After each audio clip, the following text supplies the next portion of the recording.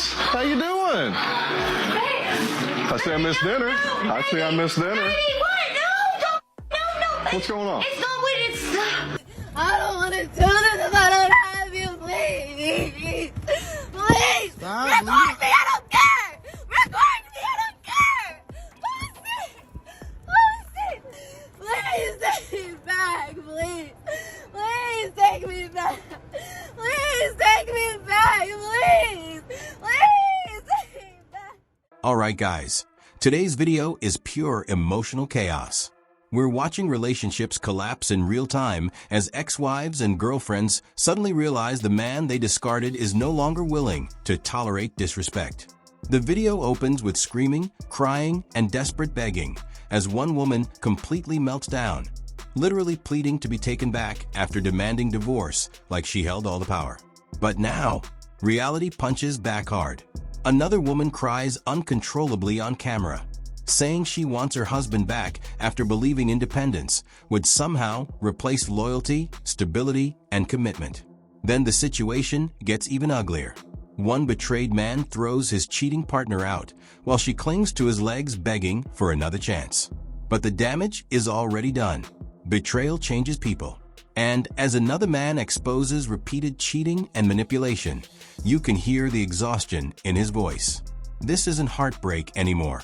This is the complete destruction of trust. It's like so horrible. It's so horrible. It's so horrible. And I know I can do my life and I can do hard things. And I know I'm so strong, too strong.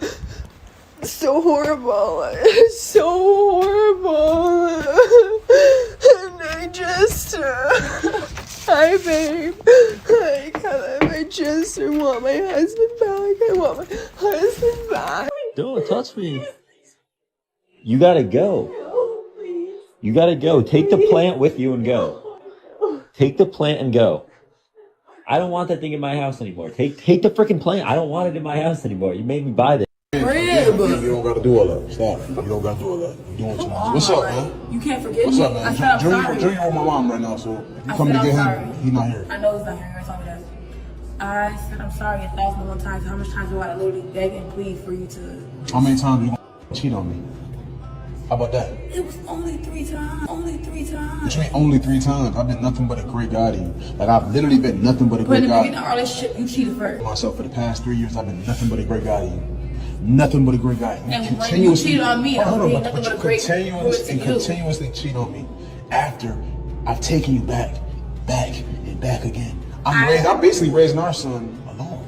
Just in case, because when you cheated on me the first time, you had one up on me. I wasn't gonna allow that. You sound like a kid right now. You want some kid right now. Like all this shit you say. Now the manipulation tactics begin, and trust me, this part gets ridiculous fast. One woman actually shows up uninvited after being blocked everywhere, somehow convincing herself that rejection secretly means come over and fix things. She brings a cheap little gift like betrayal can be erased with a last-minute peace offering. But the guy isn't buying it. He shuts the entire act down immediately and throws her right back out the door. Then another clip reveals the ultimate level of disrespect, trying to justify cheating by saying men should be allowed to cheat once or twice. That cold silence from the betrayed partner says everything. Soon after, another woman attempts literal bribery, pulling out stacks of cash like a relationship can be repaired with money. Absolutely insane behavior. These men aren't angry anymore. They're emotionally exhausted. And once a man reaches emotional exhaustion, that relationship is already buried 6 feet deep. I thought you might want to talk in person. I mean, I blocked you. Exactly. That means you want to talk in person. You can't you're just gonna come inside. Yes, and look, here you go. A little truce for our misunderstanding. What do you mean misunderstanding? You on me and I blocked you to show up at my house. Apples to apples. Here you go. Do you want the gift or not? So now you need a gift to make up for it? Yes, I did. So are we going to talk? I need to leave and you can take this back. Why wouldn't you want to accept a gift? I'm trying to Why don't you things give out it to with the guy that you cheated on me with? You broke my heart. I blocked you. I want you out of my life. Really? Are you sure about that? Because I think if you blocked me, that means you want me to come to your house and talk to you directly, and that's what I'm doing. So don't try to play games with me. I totally understand you want me to be here with Let me you. get the door for you. Get out of my house. Seriously? Yeah, I don't. Oh, We talked about it and done it. Had you not, I had to get some kind of like back. We talked about it, and you know what? It's fine for dudes to cheat one or twice here and there. You shouldn't have, and we talked about it. So yeah. Then reality hits, and it hits cold. When you break the foundation of a relationship, you lose the security that came with it. And sometimes that empty feeling is just a reminder of what was lost. Supposed to get in here. Let me keep my distance. I want to just come back and apologize again and show you that I'm really sorry. And like maybe we can make a deal. What deal? No, there's no deal. No. Wait, hold on. No. What are you doing? What are you taking out? Wait. What is that? What you got money? What you got money for? To give you this. Will this make up for it? Here's where the emotional consequences start crashing down hard. One woman confesses that her husband discovered secret love letters written to another man, and not just any man, but his own friend. Imagine the betrayal. She tries explaining herself, tries softening the situation, but the truth already destroyed everything. And then comes the most brutal reaction of all: silence. No screaming, no revenge, just complete emotional detachment. That silence absolutely shattered her, because deep down she expected a dramatic chase. Instead, he emotionally checked out and moved on. Another woman admits she walked away from her marriage thinking freedom would make her happier, only to realize later that loneliness hits differently when the excitement fades. The grass looked greener until she realized maintaining that fantasy required real work. Suddenly, the independence she wanted so badly became isolation, regret, and emotional emptiness. And by then, it was already too late to undo the damage. Shocked that not only was I that freaking dumb, but this guy was. Like, why are you saving these letters? My husband is reading the letters. He's reading them. Like I said, I was losing it.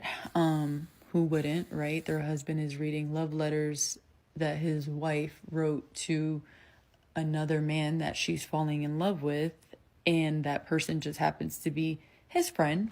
Might I add, his friend that I frequently want to hang out with because of his daughter. That's kind of the excuse that we like to use.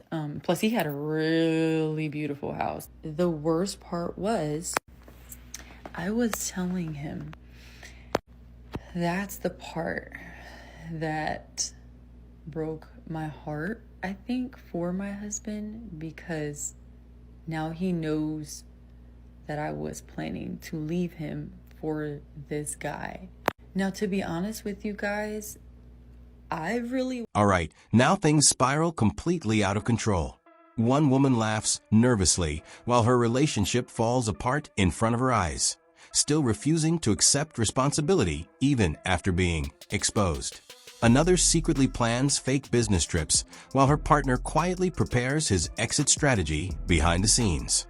But then the chaos explodes into full destruction when a furious ex vandalizes a man's vehicle after getting caught cheating.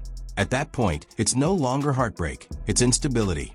Then we watch another man finally snap after repeatedly catching his girlfriend communicating with her ex behind his back. You can hear pure frustration in every word as he tries leaving while she physically blocks the door, grabs him, and begs him not to walk away. But he's done, completely done. He packs up his belongings, demands his money back, and mentally checks out forever. The saddest part? Most of these relationships didn't collapse overnight.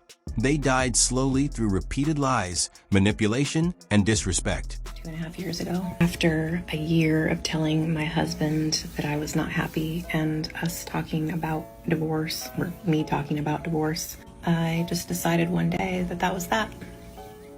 I was gonna leave. And I packed a few that have also done this. I wonder if you have any regrets. She thinks it's just another business trip, nothing unusual. But behind the scenes, things are already changing. Quiet decisions are being made and the outcome is starting to take shape. Sometimes people don't notice the shift until it's already happened. You're embarrassing yourself. Like, just leave. You made your decision. Like, get out. I did. And now we enter the desperation phase. One woman calls endlessly, promising she'll cook, clean, do laundry, literally anything, if he just answers the phone. But every call goes straight to voicemail. That robotic voicemail message becomes the soundtrack of regret.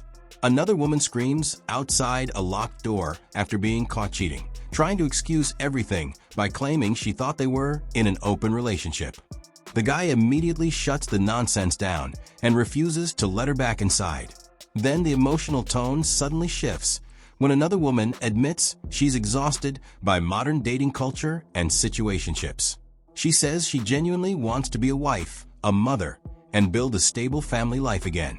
But by this stage, the audience already knows the tragic pattern. Many people only rediscover the value of loyalty after destroying it themselves. And once trust is gone, even sincere regret often arrives far too late to save anything meaningful.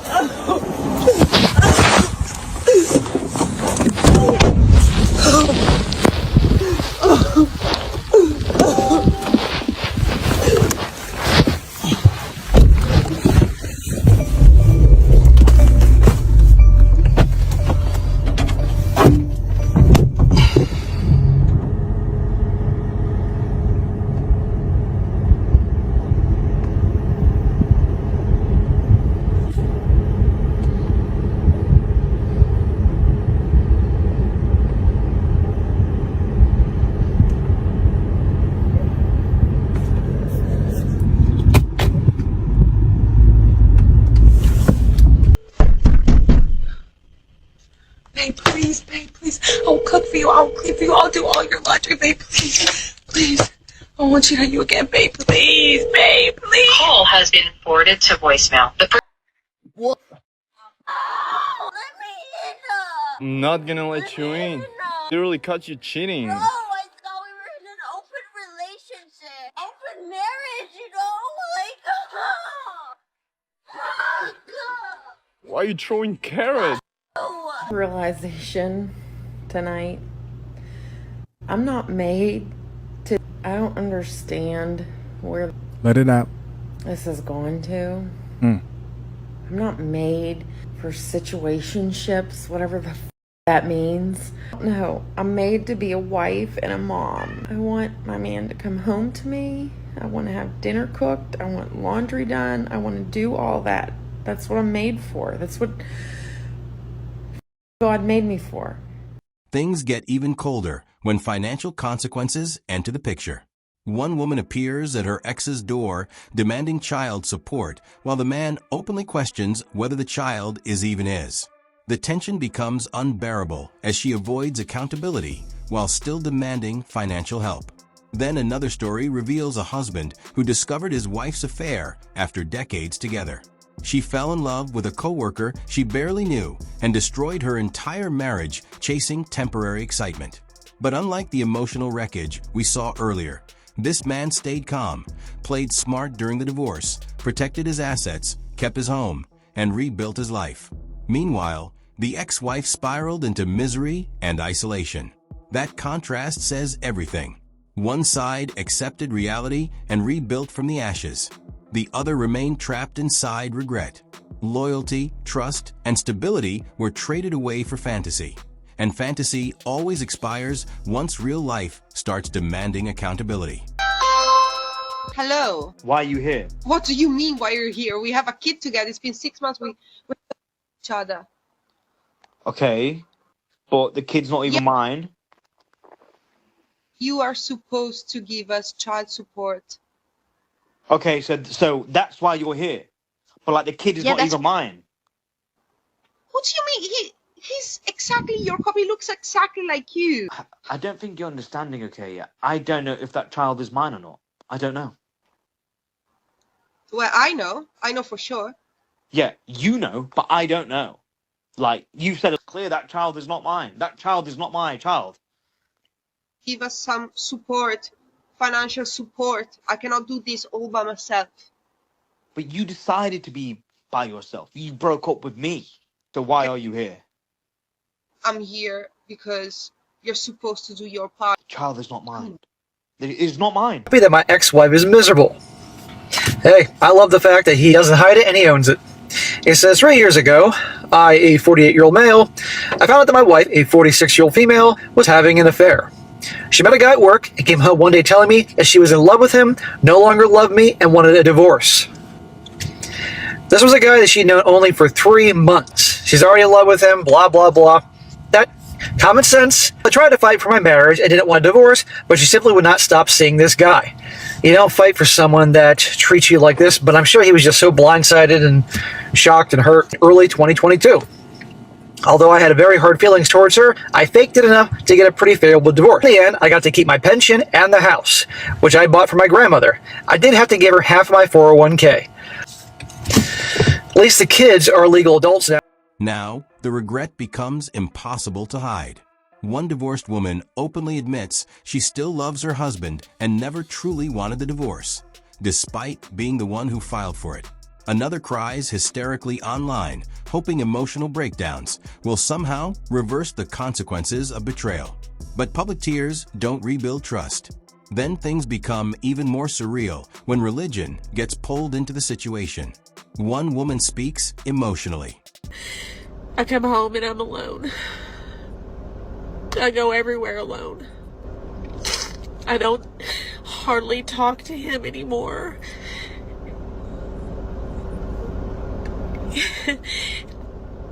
I don't blame him. I filed for the divorce. Give up the fact that you love that person or that you did it because you were trying or whatever.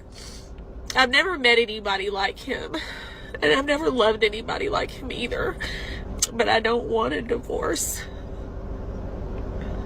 I still am very much in love with my husband. You filed for the divorce thinking you had it all figured out. But reality doesn't always follow expectations.